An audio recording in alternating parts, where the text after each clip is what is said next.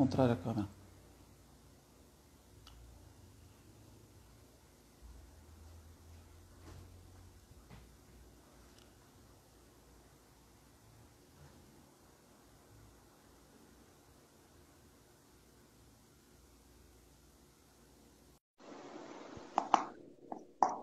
Opa, deu certo agora. Agora foi? Foi. Ah, Da agora outra sim. vez, da outra vez a mesma coisa. Vamos começar aqui de novo, né? Boa noite, Danilo. Boa noite aí, pessoal.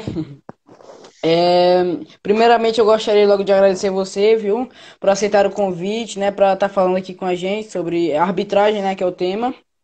E eu separei aqui algumas perguntas e o pessoal também me mandou algumas lá na caixinha de perguntas que eu mandei no Instagram. Aí a gente vai comentando aqui ao decorrer da live. Se o pessoal também quiser mandar aí nos comentários, eu leio aqui e adiciono aqui para você responder. Tá bom, Theo. Eu que agradeço aí. Está à disposição. Bacana tocar nesse tema da arbitragem aí. Você está fazendo um monte de live de qualidade. Tô vendo um monte de atleta bom aí. E bacana. Ontem teve uma live também muito importante. Eu vi que você estava presente, que era da Kumahara e do Yokota. Uhum. E é legal a comunidade do tênis de mesa começar a discutir esses assuntos mais amplos, né? Não focar só no jogo em si. Isso é bem bacana. Parabéns, Hilton. Obrigado. A gente já pode começar aqui? Bora. Ó, tô vendo o pessoal aí, ó. Eu vou tentar É, ocultar os comentários aqui, senão não consigo prestar atenção em duas coisas ao mesmo tempo. Mas vamos lá. tá, Um abraço aí para todo mundo que está assistindo. beleza.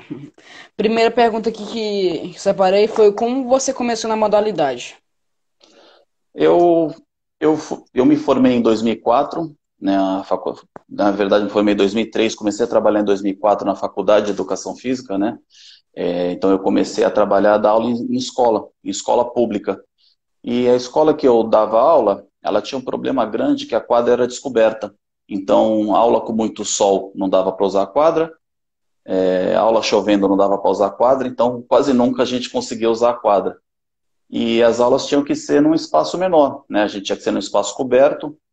E aí ali, eu nunca tinha jogado tênis de mesa na vida, né? Só brincando.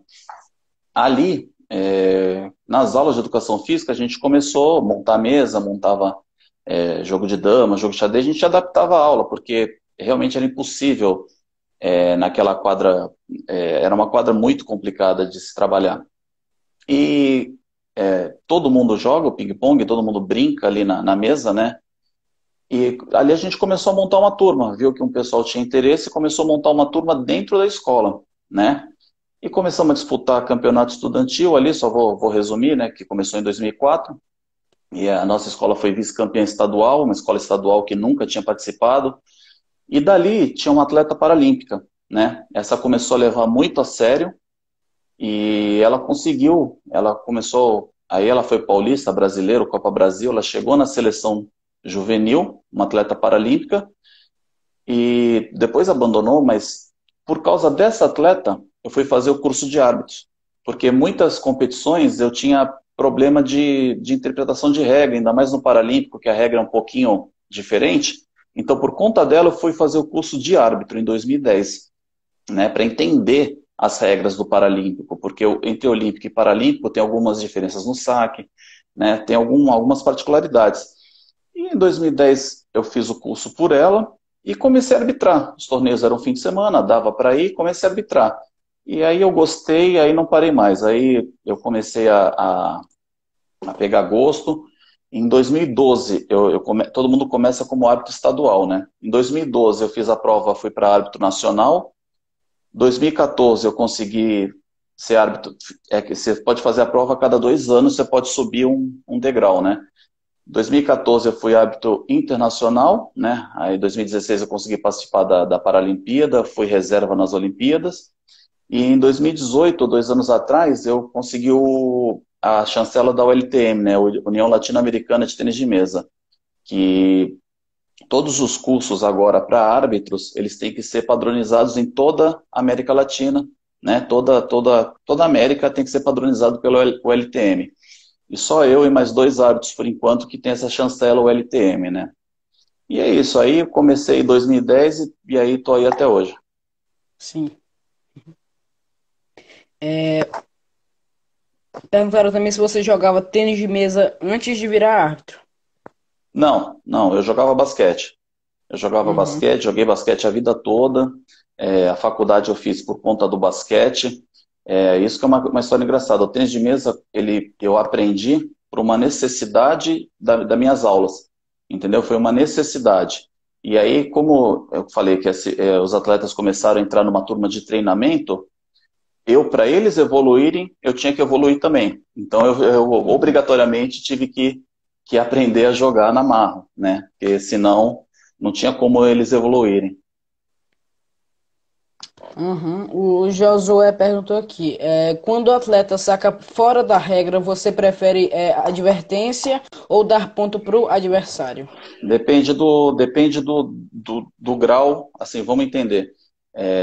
A bola precisa subir 16 centímetros da mão do atleta, né? Desde a Uhum. palma da mão, ela precisa subir 16 centímetros. Se eu vejo que está um pouco abaixo, né, eu falo para o atleta, olha, sua bola, eu não tenho certeza se tem 16 centímetros que está subindo, né? Então, aí eu prefiro avisar só na primeira vez. Depois a gente dá falta direta. Só que o árbitro não é obrigado a avisar, vamos deixar claro a regra. A regra existe, descumpriu a regra, é ponto para o adversário. E isso é um dos motivos que mais dá briga com o atleta, que é o saque, porque são uma série de particularidades no saque. Infelizmente, eu não sabia quando eu Uhum. treinava a minha equipe, e alguns técnicos, por incrível que pareça, não sabem alguns detalhes da regra. Palma da mão aberta, bolinha na palma da mão, a bolinha tem que estar atrás do fundo da mesa, não pode abaixar, né? Não pode abaixar do tampo da mesa. É uma série de particularidades que, se você não souber, você vai tomar falta. O ponto vai para o adversário. E isso é um dos principais motivos que dá briga no torneio. Uhum. É, perguntaram aqui também quais são seus objetivos principais como árbitro. Então, eu não, eu fiquei surpreso porque em 2014, que eu me tornei árbitro internacional, estava muito em cima para a Olimpíada do Rio. Eu não tinha esperança de ser chamado, mas fui, né? Eu fui reserva na Olimpíada e atuei na Paralimpíada. Eu eu tô numa fase que eu tô gostando muito. Aqui na minha cidade a gente tem o nosso torneio, que é bem bacana. Hoje eu sou o coordenador de arbitragem do Estado de São Paulo, né, perante a Confederação, e hoje eu estou como diretor técnico da Federação Paulista, né. Meus objetivos é participar desses torneios de qualidade, esses torneios internacionais, né. Eu quase fui chamado para o Pan-Americano de Lima, eu estava de reserva também, se alguém não pudesse ir, eu assumiria. Mas, enfim, meu objetivo, além de promover torneios, que eu gosto muito, muito de fazer torneio, né, de oportunizar a molecadinha, principalmente os mais pobres, né, porque, querendo ou não, tênis de mesa é um esporte um pouco elitizado. Além de fazer torneio, eu gosto de arbitrar, de estar nos torneios. Então, eu acho que naturalmente os objetivos aí vão ser alcançados. Uhum. Perguntaram aqui também como aconteceu sua entrada assim no quadro de árbitros, no caso, lá de São Paulo, da CBTM, né, e do Latino-Americano, da OLTM e da ITTF. Sim. A gente, quando você se forma, você sai como árbitro estadual. Você só pode atuar no seu estado, né? Não vou falar em São Paulo porque tem gente do Brasil todo. Você só pode atuar no seu estado. Você sendo árbitro estadual, você pode ser, se o seu coordenador, né? Hoje eu sou coordenador, mas eu não era. Se o seu coordenador vê que você tem um potencial, que você, né, consegue, já está seguindo direitinho, ele te indica para arbitrar um torneio nacional, uma Copa Brasil, um brasileiro, né? E aí a gente tem o coordenador nacional, o coordenador da CBTM, que hoje no caso é o Marcos Tavares. Se o Marcos Tavares, no caso, vê que o árbitro tem condições de atuar, ele indica para um torneio internacional, né? E aí você tem que fazer as provas. Aí o internacional, aí depende do torneio, você só pode participar de um circuito mundial, por exemplo, se você for o árbitro internacional, se você tiver essa chancela. A não ser que o torneio por exemplo, aqui no Brasil teve dois Brasil Open, 2014 e 2017. Os dois eu atuei, e eu não era ainda internacional em 2014. Se o torneio internacional for no seu país, aí qualquer árbitro pode atuar, desde que o coordenador indique, entendeu? Uhum, entendi. Perguntaram aqui como você vê o cenário nacional para árbitros que queiram seguir carreira.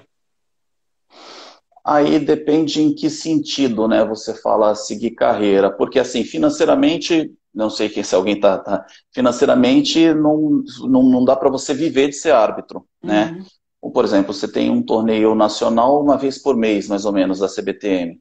Você tem torneio estadual, né, a cada 2 meses ou não.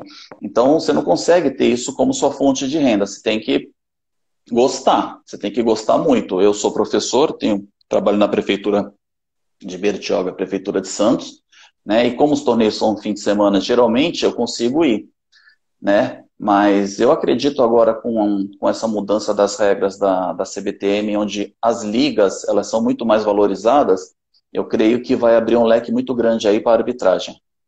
sim. Danilo, só uma curiosidade aqui, tipo, né, nesses torneios nacionais, né, não sei, interestaduais assim, essas Copas das Federações, Copa Brasil, Campeonato Brasileiro, percebi que no ano passado, que eu estava também no Brasileiro, todo torneio assim tem que ter um árbitro geral, né? Sim, sim. Você tem, além dos outros cargos, gerente do torneio, vamos falar de arbitragem, né? Você tem um coordenador de árbitros, né? Abaixo dele você tem um árbitro geral, obrigatoriamente. Vamos pegar o brasileiro do ano passado, que tinha 1.500 atletas, você tinha dois árbitros geral adjunto. Então, é mais um degrau, e aí você tem os árbitros, né? Porque qualquer problema que foge da mesa, qualquer problema que o árbitro não possa resolver é chamado árbitro geral, né? Por exemplo, uma lesão, uma quebra de raquete, isso aí tem que ser chamado árbitro geral. Sim. Uhum. É, perguntaram aqui como foi sua primeira partida arbitrando. Ah, foi bastante bem nervoso. Eu lembro, foi num Paulista no São Caetano, né? Você começa ali, aí você descobre o tênis de mesa, pô, você vê o pessoal do São Caetano jogando a um nível alto e daqui a pouco você está ali, né? Era um paulista, mas na casa deles arbitrando. É uma outra sensação. Você se concentra bastante para você não errar, né? É óbvio, ninguém é perfeito, mas você não pode errar. Você está ali para equilibrar o jogo. Você tem que deixar os dois em condições iguais, né? O meu primeiro da Copa Brasil, eu também lembro de Santos, o primeiro do Brasil Open e o primeiro da Paralimpíada. Esse aí foi algo assim que não dá para esquecer. Você está na área de concentração, né? Você segue um túnel para você ir para a sua mesa, você sabe onde é a mesa, você sabe o caminho. Só que quando você sai daquele túnel com os atletas, meu, tinha 50 câmeras, tinha os refletores todos nos atletas, o ginásio apagado e refletor só nos atletas. Então isso é sensacional. Isso é uma coisa que não dá para só vivendo, não dá para descrever. Aproveitando que você tocou nesse assunto, perguntaram que sim, que se você teve algum tipo de preparação, sim, em relação às Olimpíadas. Sim, Às sim. Paralimpíadas, no caso. Sim, tanto Olimpíada como Paralimpíada a Uhum. gente teve que estar preparado igual. No ano olímpico, né, isso eu ainda não sabia, porque a gente foi convocado uns 3 meses antes, mais ou menos, mas no ano olímpico a gente participou de muitas competições, todas a gente foi convocado, aquele grupo que foi para as Paralimpíadas, para as Olimpíadas. Então, e a gente tinha duas árbitras que nos coordenaram. Aliás, eu sou eternamente grato a ela, que é a Leonor e a Uhum. Musa, além da Maricleia, que era a nossa coordenadora de árbitra nacional. E a gente fazia um jogo, elas estavam na arquibancada, escondidas, nos olhando, né? A gente saía do jogo, ela puxava de canto, ó, você errou isso, isso, isso, isso. Que na época você pode pensar que é detalhe, posição da mão, postura, por onde entra, mas se você quer padronizar, se você quer fazer um negócio único, uma preparação para a Olimpíada, tinha que ser daquela forma. Então eu sou eternamente grato a essas duas, essas três, na verdade, né? Sim. Uhum. Hum, perguntaram aqui, na sua opinião, qual foi o jogo mais significativo que você arbitrou? Olha, eu arbitrei a final da classe 3 na Paralimpíada, cadeirantes, né, de equipes, final paralímpica. Foi China e Turquia. E, nossa, foi um jogo tenso, imagina, uma final olímpica, né? O técnico da China brigando, discutindo que o atleta da Turquia tirava, desencostava da cadeira, que não pode, né? Mas você imagina, você tá olhando a bolinha, o cara pega, o cadeirante não pode segurar embaixo da mesa e se arrumar na cadeira, né? São detalhes da regra. E o técnico reclamando disso, então foi uma final muito tensa, né? E assim, o meu inglês não é perfeito, e eu tive que discutir com o técnico em inglês, eu era o árbitro principal, mas assim, quando acabou o jogo, o árbitro geral da competição, o coordenador de arbitragem, que era um de Hong Kong, no caso, ele veio me elogiar a minha postura dentro desse jogo, entendeu? E assim, eu estava muito nervoso, porque, imagina, né? Uma Uhum. final que, com todas as câmeras, com todo o ginásio ali te olhando, e ele veio me elogiar. Eu consegui levar o jogo na maneira correta, não vou falar que o jogo levei o jogo tranquilo, mas da maneira correta, apliquei o cartão pro técnico, expulsei o assistente técnico dele e fui elogiado por causa disso. Então, acho que isso daí vai demorar para eu esquecer esse jogo. Uhum. É, perguntaram aqui também, que tipo de acontecimento marcou sua carreira? Olha, teve vários, né? Eu vi um jogo do Kaique Medina, Kaique Medina é um atleta paralímpico, né? Com um inglês, eu não lembro em que torneio que era, que era um jogo exibição, mas só deles, e toda a torcida para eles, toda o ginásio para eles, transmitido pelo Sport TV, foi algo assim que, sabe, a emoção deles, né? Eu vi um jogo também que, por algum motivo, eu fui saber depois que eram dois cadeirantes também, esses dois adversários, era sempre um ganhava, outro ganhava, um ganhava, era aquela rivalidade, eles discutiram pessoalmente, eles, bom, brigaram, né, qualquer que seja, eu não sabia, não tem porquê eu também saber da particularidade disso. Meu, e no final do jogo, eles, na hora que vem cumprimentar o árbitro, eles se cumprimentarem, meu, eles conversaram na minha frente, né, pedindo desculpa um para o Uhum. outro.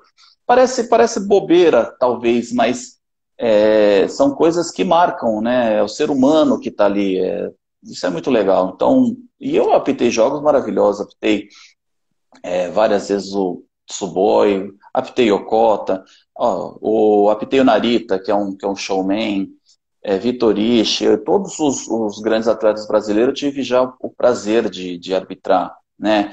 Na Paralimpíada, no Brasil Open, teve muito jogo, assim, muita gente boa que eu já tive o prazer de arbitrar. Então, muita coisa marcou, assim, mas acho que esses dois detalhes assim do ser humano, acho que isso foi mais legal.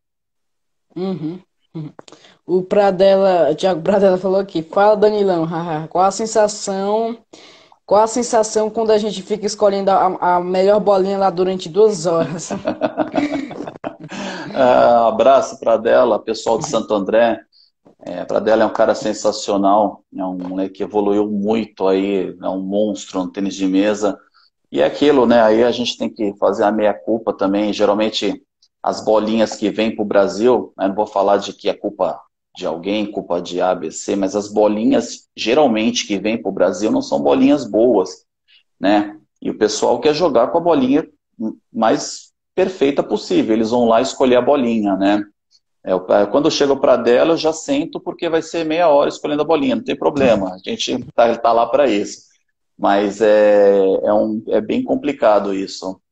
Mas é bacana, porque no fim, querendo ou não, depois que eles xingam o árbitro, né, ninguém gosta do árbitro, mas no fim a gente fica todo amigo, isso é bem legal. É, perguntaram. Tem umas perguntas aqui parecidas, mas se você puder responder também. Qual a sua Pode maior mandar. alegria como árbitro de tênis de mesa? Cara, como é que eu vou falar? A gente vê, né? Eu dou aula de tênis de mesa, né? Eu tenho meus atletas.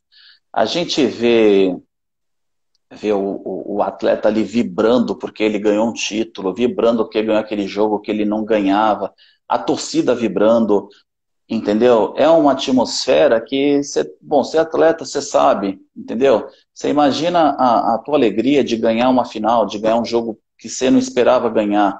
E você está ali dentro, querendo ou não, vivendo isso, né? Você está muito tenso, muito concentrado, porque quem está de fora talvez não perceba, mas você está ali, você não pode errar, porque é a vida das pessoas, principalmente quando vai afunilando, é uma bolsa atleta, é um patrocínio, você não pode errar, entendeu? Mas quando acaba o jogo, né, principalmente regionais, que eles têm aquela tradição de invadir a quadra, não pode, né, invadir, mas é um negócio que é emocionante, é bem bacana, bem bacana.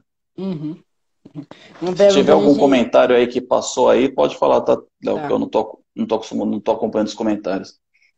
É uma pergunta aqui que eu achei até que interessante. É da Cris. Quando o maratonista comemora a vitória e sobe na mesa, tem alguma punição? Tem sim. Se acabou o jogo, vai tomar um cartão amarelo que não vai influenciar, vamos colocar assim no caso.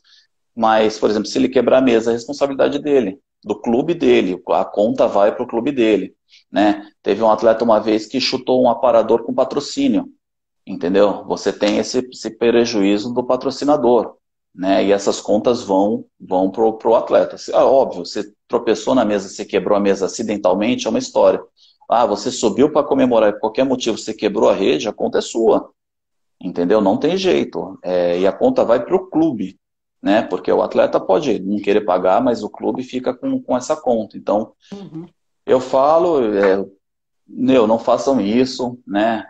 Geralmente tem atleta que joga o aparador longe, né? Mas não façam isso porque se quebrar, a conta é do clube, não tem jeito. Uhum. Outra coisa aqui sobre uma regra aqui da raquete. Quando a pessoa, tipo, tá num momento ali que tá, tipo, como é que eu posso falar? Zangada, né? Sim, Sim. E ela intencionalmente joga a raquete assim, de qualquer jeito, ou no chão, aparador, em sim. qualquer lugar ali na área de jogo, com a punição mesmo.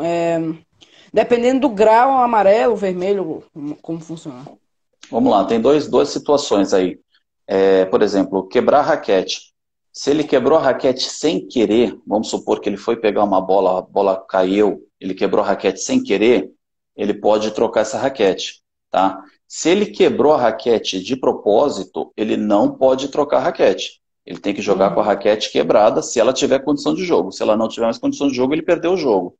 É bom. Isso aí eu tive um problema grave com isso. O menino brigou e tacou a raquete no chão, né? Acabou o jogo, não tinha mais condição. A raquete quebrou por inteiriço. Não tinha mais jeito. Perdeu o jogo. E aí o técnico, por não conhecer a regra, né? A gente teve um problema grande. Agora vamos falar dos cartões. Se ele fez um comportamento que o árbitro considerou ofensivo, não precisa nem jogar a raquete, falou um palavrão, um hábito considerou ofensivo. A primeira punição é um cartão amarelo, né? A Uhum. segunda punição é o cartão amarelo e vermelho, e vai ser um ponto a favor do adversário. A terceira punição, cartão amarelo e vermelho novamente, e 2 pontos para o adversário, né? Se, mesmo depois dessa sequência toda, ele fizer mais um mau comportamento, aí árbitro geral, e aí o árbitro geral decide se ele vai já ser eliminado daquela partida, do torneio. Então a sequência é amarelo, amarelo e vermelho, 1 ponto para o adversário, amarelo e vermelho, 2 pontos para o adversário. Sim, Né? Não só jogar a raquete no chão, né? Ofender o adversário, falar palavrão, chutar um aparador, tudo isso é passível de punição. sim. Uhum. Deixa eu ver aqui outra. Perguntaram como você se prepara antes de uma partida. Eu acredito que seja da mesma forma que um atleta, né? Porque assim, num torneio a gente arbitra muitas partidas, né? Você tem que dormir bem, você tem que estar descansado, não tem jeito, porque é puxado, né? E conforme o torneio for funilando, teoricamente você está mais cansado ainda, né? Então você tem que, eu sou viciado em café ali, né? A gente está sempre puxando um café ali, mas e de um dia para o outro você descansar, você descansar o máximo possível, porque é uma maratona, tanto para o atleta, quem estava no brasileiro Uhum. viu, quanto para os árbitros. Uhum. O brasileiro E teve um dos dias do brasileiro que eu acho que foi terminar de madrugada, né? 1 hora da manhã. foi. Terceiro dia, tinha jogo entrando na mesa meia-noite e pouquinho. E é aquilo, né? Eu e toda a nossa equipe chegamos lá na quadra 8 da manhã, né? E a gente ficou até o último jogo. Eu fico até o último jogo que eu estava de árbitro geral adjunto.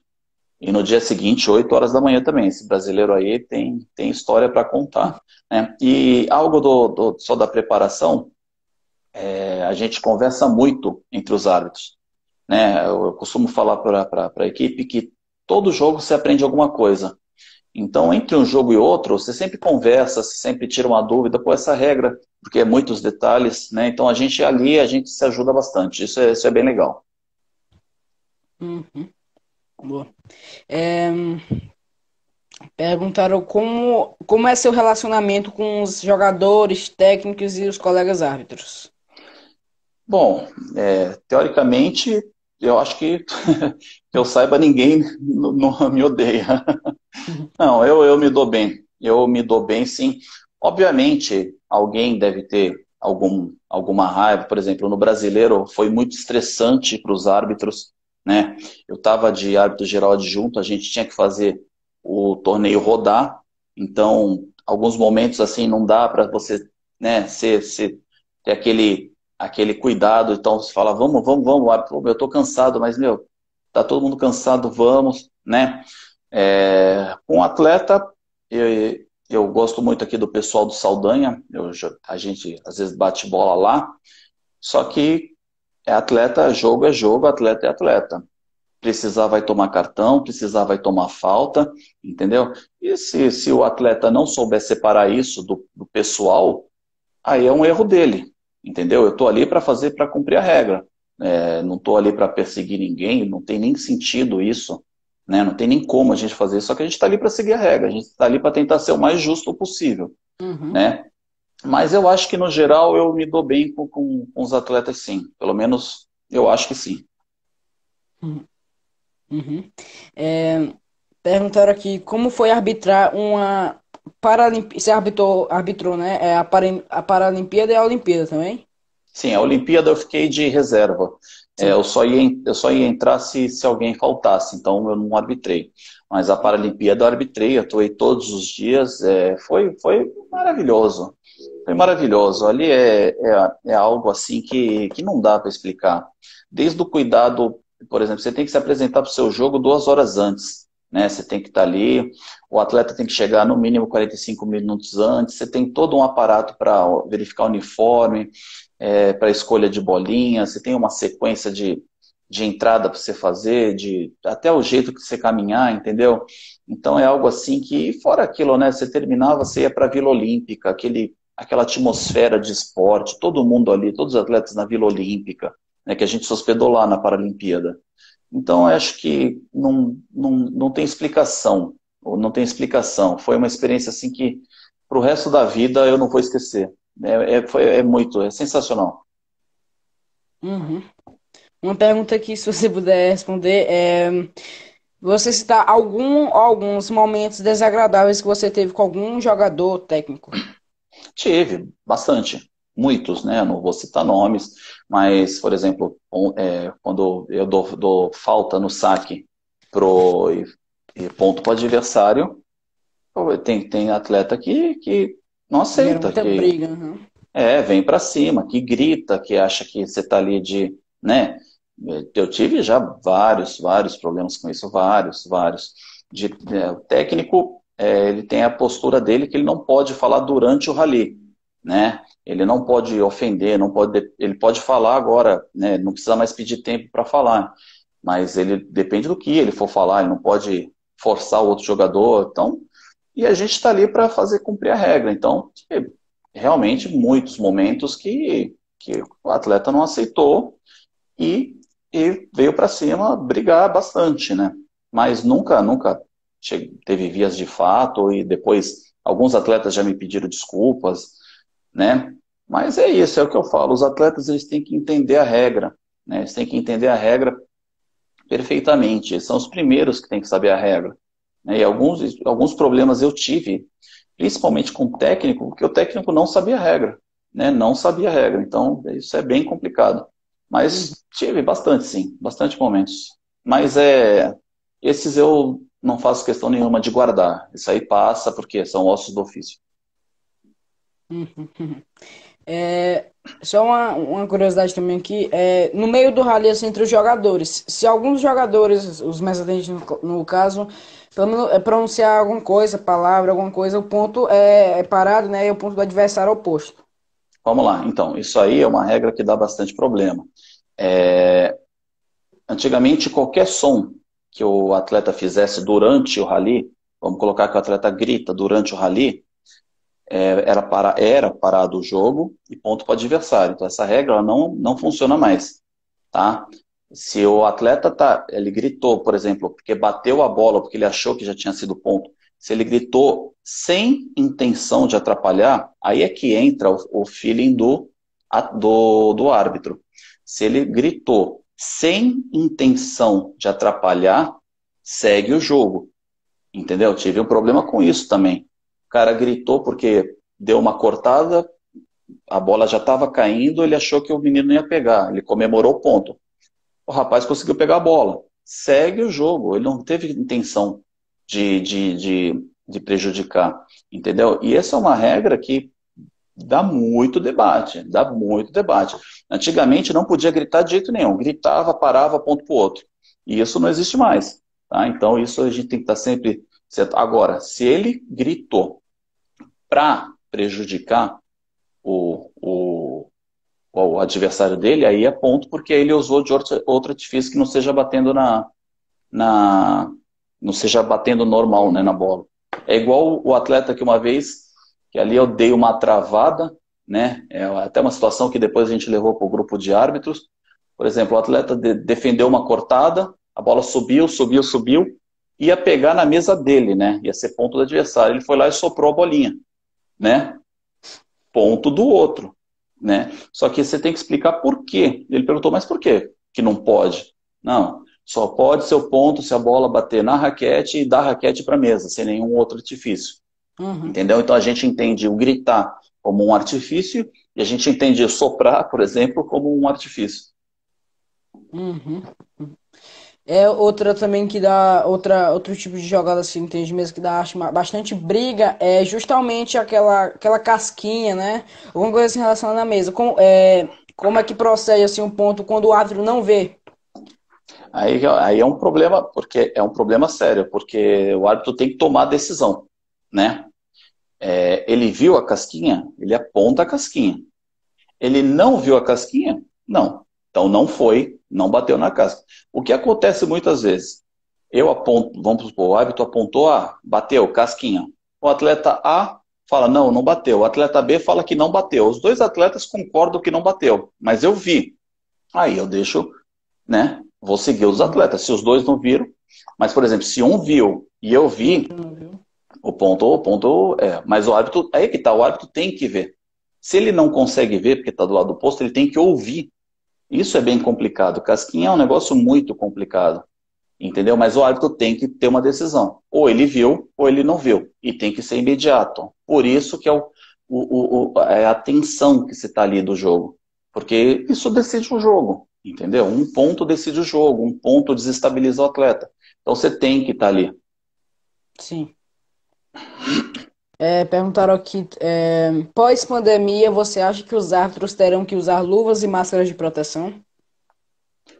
Eu acredito que sim. A gente está com bastante medo desse pós-pandemia, né? Porque talvez a pandemia, talvez essa doença ela não vá embora. Talvez a gente tenha que conviver com essa doença. Então, provavelmente, num primeiro momento, vai ter que usar luva sim, máscara sim.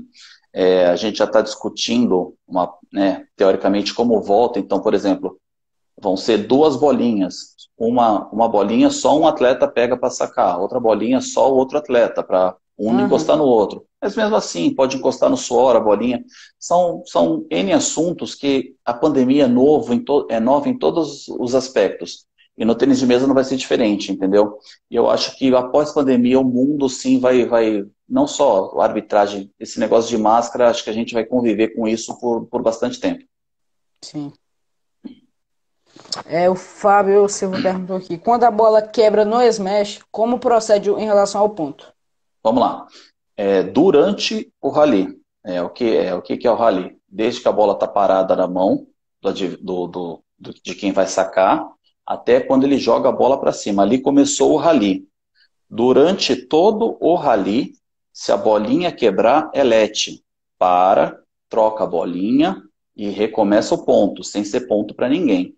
Agora, se a bolinha bateu, aí caiu no chão, aí do chão o jogador pega, né? Fala, ó, a bolinha quebrou. Só que aí já quebrou depois do rally. Aí o ponto Uhum. segue de quem fez o ponto, entendeu? Mas se a bolinha quebrar durante o rally é lete. Lete e refaz o saque. Sim. Uhum. Perguntaram aqui também sobre a tecnologia da arbitragem de vídeo, tipo, o VAR, né? Ajuda durante o jogo?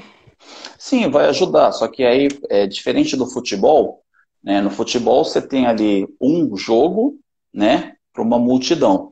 No tênis de mesa você tem várias mesas, né, vários jogos acontecendo ao mesmo tempo, né? Então Uhum. você imagina o aparato que teria que ser para você ter um VAR, para você ter um equipamento desse para cada mesa, né? Eu acho que isso vai demorar um pouco, sim, mas a tecnologia é natural. Cedo ou tarde ela vem para nos beneficiar. Sim. Outra pergunta que teve aqui também na sua opinião, quem foi o melhor árbitro de todos os tempos? Contando assim, internacional e tudo. A Leonor, que foi minha professora, na Olimpíada, ela arbitrou a final olímpica, A né? Demário, que você fala, Dano Demário. Leonor Ou... Emari, isso, Uhum. isso. Ela arbitrou a final olímpica, né? Então para mim, e ela que nos moldou. Eu falo que nos moldou todos os árbitros que estavam no ciclo olímpico, vamos dizer assim, né? Ela, ali a ferro e fogo, ela corrigiu a gente, ela direcionou a gente, né? Então, para mim, ela é hoje, ela faz parte por exemplo, quando surge uma dúvida, né, do tênis de mesa de uma situação. Por exemplo, acabou o jogo, só que o atleta quebrou o aparador. Vamos colocar uma situação absurda. Existe um comitê da ITTF para discutir essas possíveis situações, por mais absurdas que sejam. Né? E ela está nesse comitê, ela é a única brasileira que está nesse comitê. Então, para mim, ela é a melhor árbitra que tem. Sim. Ela arbitra-se direto esses torneios internacionais, né, e Todos, tudo. sim, sim, porque ela tem a facilidade que ela dá aula em faculdade, ela tem a facilidade de né, deixar a aula com o professor assistente, ela habita pelo mundo inteiro, né? Mas Isso é ela reside aqui no Brasil, né? sim, ela é de Londrina, ela é do Paraná. Sim. É. Uhum. Comente um pouco sobre os cursos de arbitragem que você participou, no caso, assim, para se formar, e como foi o período dos cursos. Então, o curso geralmente ele tem 2 dias o curso. Um dia são 8 horas teóricas, que você é ali massacrado ali com todas as regras do tênis de mesa. E o segundo dia é a prova prática, que você arbitra um torneio inteiro, né, como prova prática. No meu caso, além depois disso, ainda tive que arbitrar 3 torneios, como se fosse estágio, né, para Uhum. poder realmente ter o meu diploma. Então, o curso relativamente rápido, né? Você fala 8 horas um dia, 8 horas teóricas, é um curso relativamente rápido. Só que é muita informação, que às vezes não cabe em 8 horas. Quem fez o curso comigo aí sabe, entendeu? Porque é muita coisa, é muito detalhe. né? E aí depois é a prática, prática, prática, prática, aí não tem jeito. E todo torneio, todo jogo você aprende alguma coisa, não tem, ou você relembra alguma coisa. Isso que é o mais Uhum, legal. sim. É só uma dúvida mesmo, quando o árbitro se forma para o Olímpico e Paralímpico, né? Assim ao todo, né? Sim, sim, sim. Ele se forma com a chancela de árbitro estadual, né? Que ele teoricamente só poderia, ele está habilitado para atuar no estado, mas ele sai como olímpico e paralímpico. Sim. Então, isso é mais uma parte do curso que faz o curso ser alongado, né? A Uhum. parte do paralímpico que as regras diferem um pouco. Só uma dúvida mesmo, se quando você fez esses cursos, você sentiu assim, uma certa dificuldade assim, em relação ao Paralímpico, né? Porque tem um pouco mais de regras, né? Tem um negócio de sacar longo, né? Assim, em relação aos Paralímpicos. Sim, o paralímpico, dos cadeirantes, é obrigatório o saque ter que ser direcionado para o fundo. Não pode ser um saque curto, né? Pode ser um Uhum. saque curto, mas ela tem que ser em direção ao fundo. E além disso, por exemplo, vamos falar do cadeirante. Ele não pode segurar na mesa, como eu falei, para que ele se arrume, né? Ele foi pegar uma bola próximo da rede, ele com a outra mão ele se arruma na mesa. Isso não pode. Ele não pode levantar da cadeira, tirar, né, tirar a nádega, tirar a parte posterior da coxa da cadeira, né? Então, imagina tudo isso a cada meio segundo, né? Jogada, jogada, jogada, jogada, e você tem que ver todos esses detalhes. Por exemplo, na dupla paralímpica, uma roda da cadeira não pode avançar a linha imaginária do meio para o outro Sim. lado. Você imagina tudo isso a cada meio segundo que é que é um jogo disputado, né? Por isso que eu falo que na final lá da classe 3 eu tive muito trabalho, né? Porque tudo que poderia acontecer ali aconteceu. Uhum. Sim. A Luana Godoy perguntou aqui: Danilo, existe diferença na forma de arbitrar de um estado para outro? A Luana do Saldanha, um abraço, Luana. Não, não, não. A regra é ITTF, né? Eita. Não, não é não. A regra é ITTF, desde o escolar até a Olimpíada. Não, não tem. A diferença é que depende do coordenador de arbitragem, que, por exemplo, você tem que cobrar. Né? Eu sou coordenador de arbitragem hoje. Eu tenho que cobrar dos árbitros um padrão que eles cobrem o saque, que sejam rigorosos. E alguns outros estados, talvez um pouco mais tranquilo, né? Mas a regra é para todo mundo, não tem jeito, a regra é igualzinha. Uhum. Uma dúvida também que eu tenho é se em relação à raquete, né? Quando não pode passar, quais são os critérios quando a raquete não pode passar na hora Vamos da lá. revisão? Tá. A gente vê as raquetes antes, né? A borracha da raquete, ela tem que cobrir toda a madeira. Ela não pode faltar e ela não pode sobrar, né?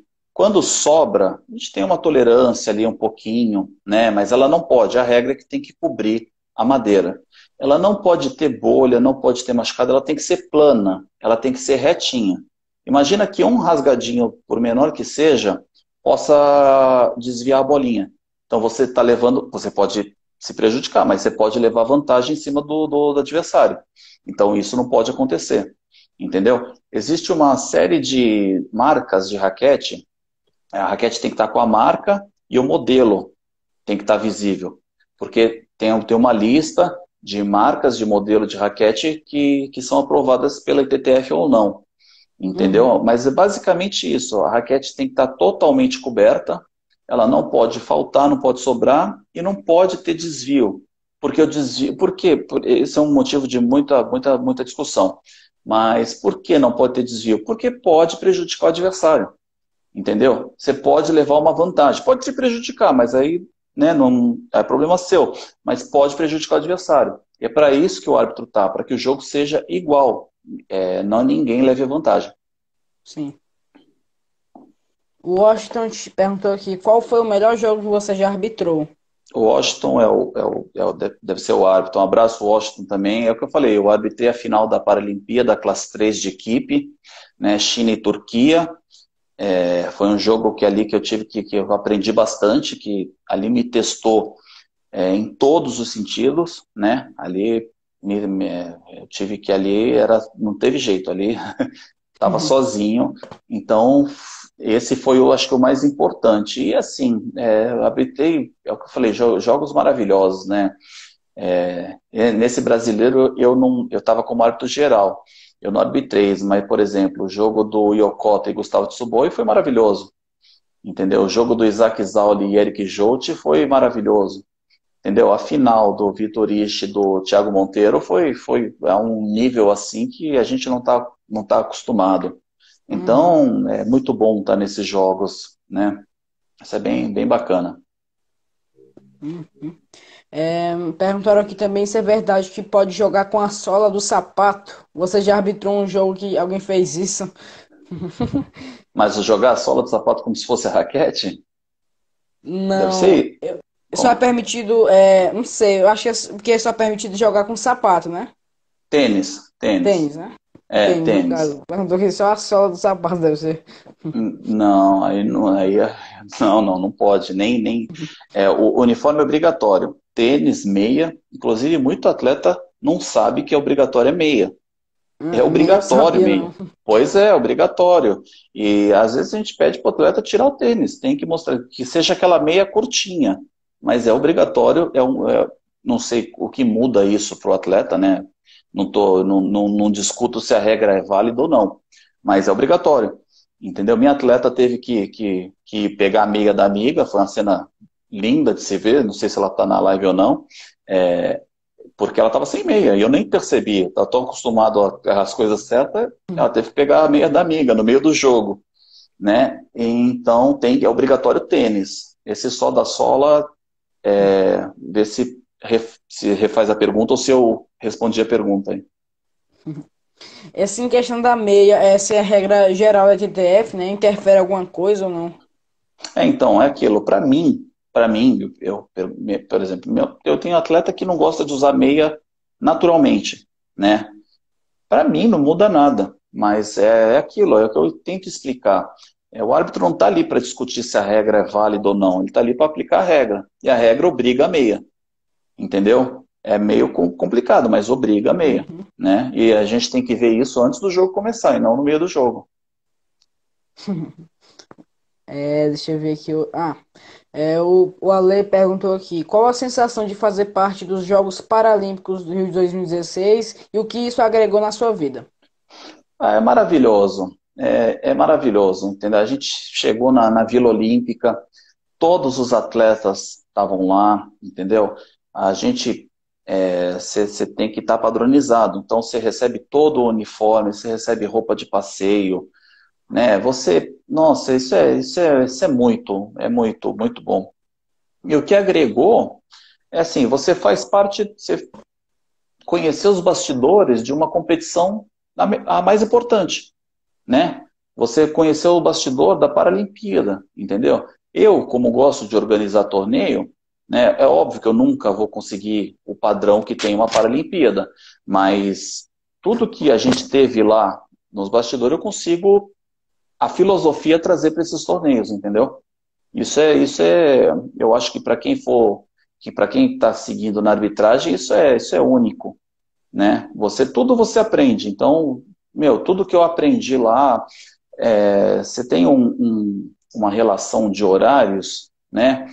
Que tem horário, ele é assim cronometrado de tal forma que segundos fazem a diferença, entendeu? Porque você imagina o seguinte: você tem um jogo que vai passar, vamos colocar na Espanha, né? Aquele jogo já foi lançado o horário 3 dias atrás, né? Todo mundo da Espanha vai estar esperando aquele horário.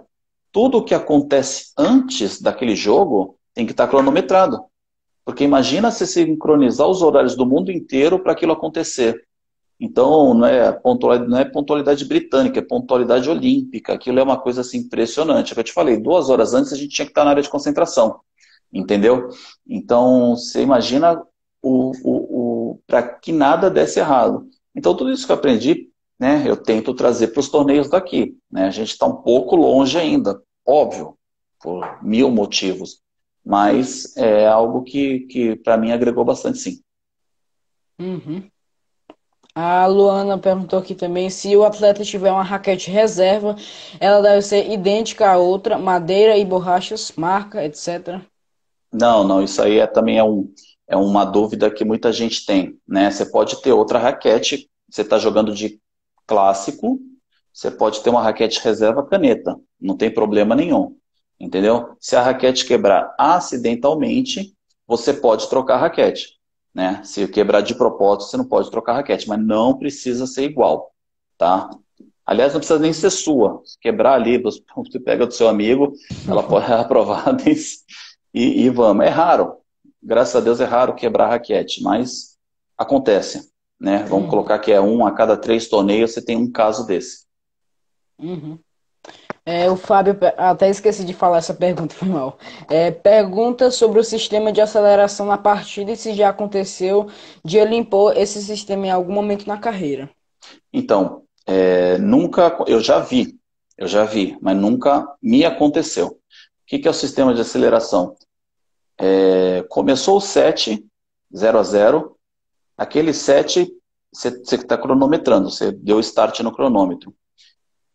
Ele tem até 10 minutos. Se bater os 10 minutos, é obrigado a entrar o sistema de aceleração, né? O sistema de aceleração, aí é um saque para cada um, né? Não são mais dois saques, e o atleta tem 13 chances de fazer o ponto. Então vamos lá, foi chamado sistema de aceleração. Entra mais um árbitro chamado de contador. Esse árbitro, ele só fica olhando para o recebedor naquela jogada. O atleta sacou, o recebedor recebeu, ele conta. Um, o atleta atacou, o recebedor bateu de novo, dois. Então, o atacante no caso, quem sacou, tem 13 chances de fazer o ponto. Se ele não Uhum, fizer em 13 jogadas, o ponto é do recebedor, né? Só que esse sistema não entra, por exemplo, bateu 10 minutos e está 9-9, por exemplo, a soma está 18, o sistema não entra. Tá? Você termina o set normalmente. 9-9, 10-10, 11-11. Se está a soma maior que 18 pontos, o sistema não entra. E uma vez entrado o sistema de aceleração, vamos colocar aqui no primeiro set, até o final do jogo tem que ser o sistema de aceleração. Já começa o segundo set no sistema de aceleração. É bem raro de acontecer, isso. Né? Mas é mais um negócio que os atletas têm que saber como funciona, né? Porque senão pode ter problema. uhum. Aquela pergunta do salado do sapato, né, do tênis. É Sim. porque ele disse que o Zangic já fez aquele drop shot, né, aquela jogadinha assim curta e com a sola do tênis. Queria saber se é permitido. Saiu o tênis no meio do jogo, deve ter sido isso, né? Ou- Não, foi mesmo. Eu acho que essa jogada não é permitida. Por exemplo, é aquela tipo encurtada assim que o atleta dá. Por exemplo, lá no rally assim de longe, assim, o atleta dá tipo uma encurtada assim. O Zangic fez isso, só que ele usou a sola do sapato. Não pode, né? a sola do sapato na bolinha? Sim, assim, ele botou o pé em cima da mesa, aí. Não, não, não, Não, não, não pode não, pode né? ser. Não, não, de jeito nenhum. Não, só a Engraçado. raquete, Uhum. de jeito nenhum. Só a raquete autorizada. Você pode trocar a mão, né? Raquete de uma mão para outra, né? Mas é só a raquete. Sim. Perguntaram também se você tem ideia da volta esse ano do Campeonato Paulista. O Washington perguntou. Não, não, eu acho, não, nem o Campeonato Paulista, nem o CBTM, nem o brasileiro. A gente está numa discussão grande isso daí. Isso aí é um problema que envolve, para ver como é complexo esse problema, muitos atletas dependem da Bolsa Atleta, né? E precisam disputar torneios. E não está acontecendo esses torneios, entendeu? Hoje eu estou na coordenação técnica da Federação Paulista. Uhum. Como que eu vou arriscar fazer um torneio se alguém pode vir a pegar essa doença e morrer. De jeito nenhum, entendeu? Não tem como a gente se arriscar dessa forma, né? Então não tem previsão nenhuma, e a gente está torcendo, olha que absurdo, a gente está torcendo para conseguir fazer o brasileiro em dezembro, da CBTM. Sim. Né? Alguns estão com esperança que setembro já consiga fazer o interestadual, né? O Platino que chama agora, Uhum. mas a gente está torcendo para que consiga fazer o brasileiro por conta das bolsas. né? Mas Uhum, previsão, tá difícil. Eu uhum, nem arrisco aqui, porque o pico era abril, o pico é maio, o pico é junho e o pico não chega, né? Então, sem previsão nenhuma. uhum.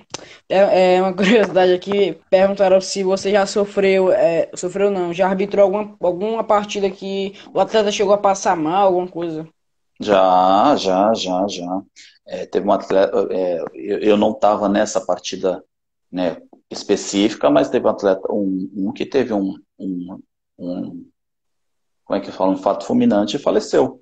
Eu tinha um Meu, médico no ginásio, médico fazendo a massagem cardíaca, segurando, a ambulância chegou e o atleta faleceu, entendeu? Isso é muito triste, né? Torcer o pé, bater, já bateu, escorregou, bateu a cabeça na mesa, bastante coisa, né?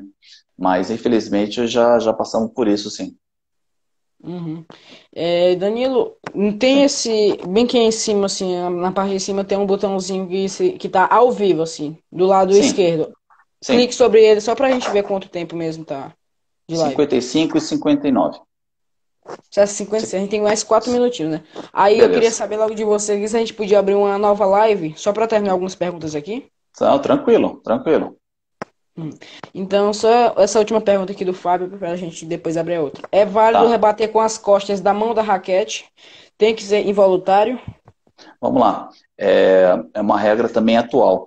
Do pulso, do pulso que está segurando a raquete, do pulso para baixo, tudo vale, né? Desde que você esteja segurando a raquete e, óbvio, desde que não seja voluntário, né? Mas aquilo lá que batia no pulso, o problema é o árbitro ver se bateu no pulso ou no braço, né? Que esse é o problema. Mas do pulso para baixo é válido tudo, tá? Desde que seja involuntário. Aí ele colocou bem Uhum. aí. Antigamente percebeu que bateu no dedo, por exemplo, quem joga caneta, bateu no dedo, parava o ponto. Não, agora do pulso para baixo, vale. Uhum. Como você disse, o tempo tá acabando, né? Aí eu Sim, queria que você fizesse o seguinte, porque você deu assim um monte de informações aqui que eu acho que acredito que um monte de atletas assim não saiba. sim. Quando você encerra bem que a live nesse negocinho aqui em cima, aparece duas opções, que é compartilhar no IGTV e excluir vídeo. Eu queria que você compartilhasse para ficar salvo aí no seu perfil, Pode porque deixar. pro pessoal depois eu até aviso aqui no meu Instagram também que tá salvo. Sim, E também, se possível, só se der mesmo, porque eu gosto depois de fazer uma postagem de agradecimento, né? Você tirar um print dessa tela que eu tô falando aí. sim, lógico, sem problema nenhum. Pois ok, você pode encerrar logo essa aí que a gente. Sorri aí pro Pint. Beleza. Então é para encerrar e abrir uma nova live? Sim, aí eu também tô falando em relação. Quando você encerrar, eu não tô dizendo esse compartilhar no IGTV e excluir vídeo, eu quero que você também tire print dessa parte. Mas quando Pode encerrar o deixar. vídeo, aí compartilhar em IGTV, aí já abre outro em seguida. Tá Beleza? bom. Pois Tranquilo. valeu. Já você abre aí pra gente continuar. Tá bom. Então vou encerrar e abrir outra live. Vamos lá. Aham. Aí compartilha. Ok.